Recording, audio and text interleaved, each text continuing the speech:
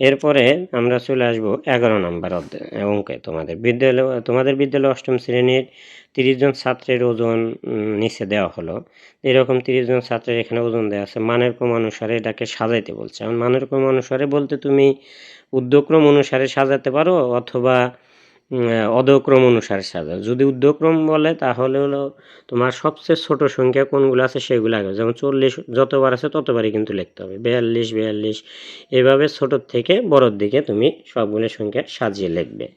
আর এটা কিন্তু তুমি অধক্রম অনুসারেও সাজাতে পারবে। তখন করতে হবে কি, সবচেয়ে বড় সংখ্যাগুলো আগে লিখবে এবং তারপরে তার বড়টা, তারপরে এভাবে একবার ছোটোটাতে যেতে হবে। এরপরে দেখো দ্বিতীয় প্রশ্নে বলছিল কি উপাত্তের গণসংখ্যা সারণী। তাহলে এই গণসংখ্যা সারণী তৈরি করতে হলে কিন্তু তোমাকে পরিসর বের করতে হবে। তাহলে এখানে সর্বোচ্চ সংখ্যা পরিসর বের 56 ছিল, সর্বোচ্চটা 56 আর সর্বনিম্ন হচ্ছে 40। তাহলে 56 বিয়োগ 40 যোগ 1, এটা হচ্ছে পরিসরের কিন্তু সূত্র, যে সর্বনিম্ন নাম্বার বিয়োগ সর্বোচ্চ নাম্বার থেকে সর্বনিম্ন নাম্বার বিয়োগ করে 1 যোগ। এবং শ্রেণী ব্যাপ্তি, যেখানে তো সংখ্যার পরিমাণ কম সেটা শ্রেণী ব্যাপ্তি আমরা 5 ধরবো। 17/5 দিলে আসছে কত দেখো 3.4, অর্থাৎ এটাকে আমরা 4 ধরে নেব। অর্থাৎ এখানে কিন্তু আমরা 4টা করে রাখা পাবো, 1 2 3 4। আর এগুলো তো লিখতে হবে শ্রেণী ব্যাপ্তি ট্যালি চিহ্ন গণসংখ্যা।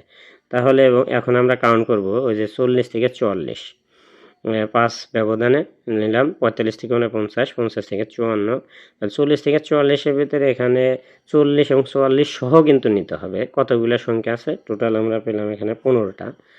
এরপরে 45 থেকে 49-এর মধ্যে আছে 7, তারপরে 50 থেকে 54-তে আছে 6টা সংখ্যা, এরপরে 55 থেকে 59-এর ভিতরে আছে 2টা, অর্থাৎ মোট 30। এটাই হলো আমাদের সেই গণসংখ্যা সারণী।